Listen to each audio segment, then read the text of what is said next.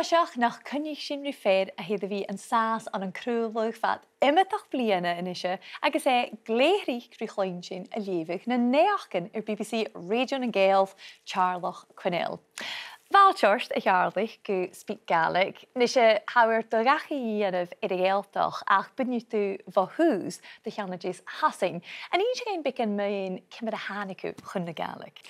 In Seachdain, rugí mé agus thócaigh mé an Sussex agus bheit mé siúd go raibh mbeadh blinte gúis agus gáil mé nuair sin ugadach tearnamhah bheit mé siúd a bhléon na ddíadach a brína Gaelic misteach mé an tóilmhórach be Suirlaichin de raibh mé na bhealach chaisin go tuamhlachá agus chaisin an dornaí dífar blianachin agus chóla mí well tuamhlachá chóla mí ruúigh nach a hiic mí go dú ach chuigh nach be Gaelic a bheit sin ach dordaí go dú gon teagfas bí chóla mí Gaelic agus fibrich ruúigh an unum sa mí tíadach a géirí réimecha géid mé ar bhain gáasta.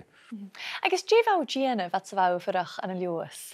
Fa mé na málanach ag choiste chaisteal déanamh leisach dúchail agus chuúmear me sé sin gona darna blianana ach chaún mí gur barach goíach me sa Gaelic agus fa mí giúnrin chrúhann so chu mé chuúí leas agus chaimimi go sléite a te chóirtain macaríide bh an tóilmhór. Agus a fatabharach chrúhann an na sléite agus a bhí. Fatabharach.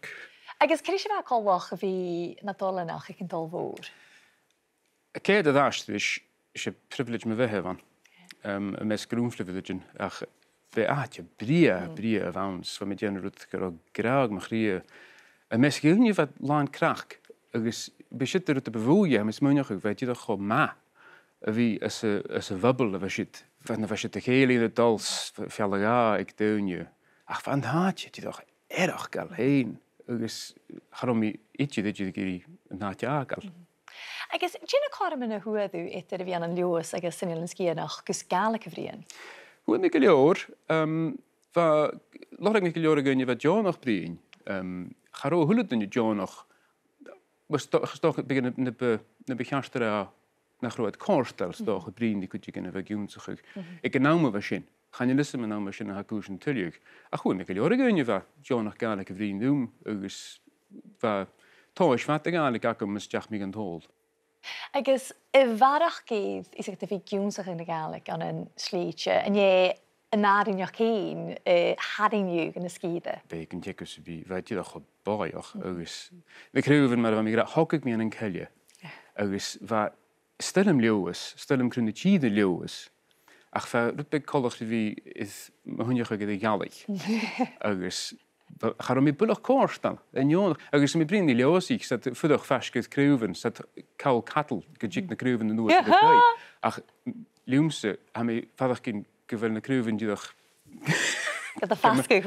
had go measca agus féimi mí sin agus bheit sléite díadach ferifirlí thuh sin ach bheit fatabharach gan na chulach an cuideach na hana leos.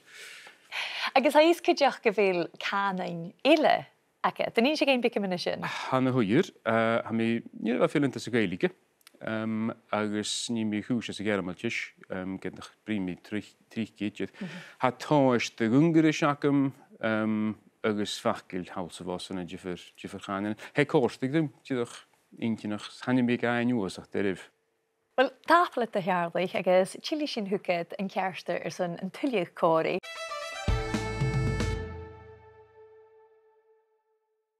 A bhí tálaigh rá go bhfuil Teàrlach Quinnell arás cóilrum agus a Teàrlach sé crúlbach cúspir a frógram seo. An í sé géin mar a háisiú héin an an úpar crúlbaí. An díochtta ag ag mí so mór agus bheit mí deisiil me chusa chéims chum seachcha a saoire gan na sléite, char mí blocha í sléite ágal.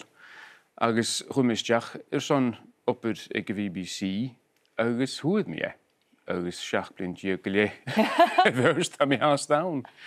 Agus tí ha chu tarinneach út mín opar chrúlbaí? Hainte nach déanana de furutan. Uadanan bíú féin úne agus suirse san rutan is bhfuil uí a tain ransach go sáirite. Ha sin ag áirtarm go mór. Héidir díadach snáb trorút is bhfuil uí mhór agat, tá sin ínte agus sin má, carm sin ein. Ach, hyn y syntyn i'ch yn gytig I fi, fan hawdd gen i ddiffer rwyt yn gall la. Gybydgeni yw, hawdd rwyt yn edrych alati tachos gall la. So chan yle dor yn ioch. Diolch o cytrymach sa ha crwlig dat fiach a hwf canan agos cwlter na Gaelic. As y sylwys I fel sy'n am ysmwnd I gyfel yr iot ynoch.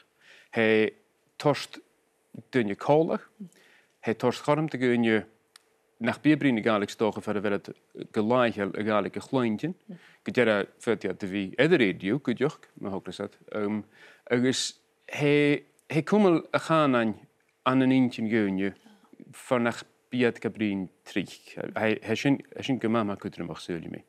Agus ha gach siad a fi siawn, sy'n la hawn eter a fi radio agos yn television ach cydioch lálach lí na BBC. Wel, a sy'n fyr, agos gyda'r sawn sy'n sy'n hásach a chai mastig, ich yn atus, men fe'n hysyn edrych iawn ha neach gan yn eisiau gael ffeilsach ag SpeakGaelic hwla la, chafod edrych lálach lín sy'n. Agos, be sydd eich edrych an yn iachtri a chai sy'n iawn smynnych o mi iawn, sy'n rwyd caran anasoch a sy'n. Agus han tuavas edrych gol sŵas, wel, had y sydd. A mi credu yn gyfer coed na'n dieg na ma sy'n an fy sy'n y gynir hasioch. Sfyd I dyn rwyd yn ŵr y lefyg hwyl y lagen hiachgain. Sfyd y gyntigif. A cha is gyda nach ylw eisiau nad haf na nach ylw gwper yn y neach gan leis gyfel croech jacket? Be mi dal y gwper ys an ffos. Ha croech jacket ys yn ylen dw. A tor obrach y leib sy'n agus ha Bysyn y garach ar gwyd bi'r ffat chafawr. Cyrich agos bysyn y rairach y da fwch mae'r strych gyda'n tawrwg. Sgwr glasrig smesens, gen y ffior, srwyd yma sy'n sad. Ha tor I enw. Agos mae fys munud ffosio eisiau ac efo hanner som cymmer. Ha by tig sy'n gyfel cydioch y tocl chwrach yn?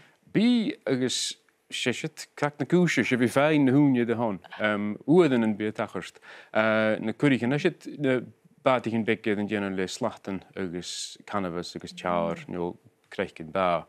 Be mi gen gen agos cha fi mi gen gen o trig sy'n behylym mi gen ach stella mi gymwr agos at tlach fi jo afin fras yn tjeiw sydd hanyl môr yn y sian sy'n. Hanyl I ti ddweud. Agos je fiarlach o'r ydw idd cwrachan, Ricals gyfer dyn iawn nach tig sy'n? Coracle.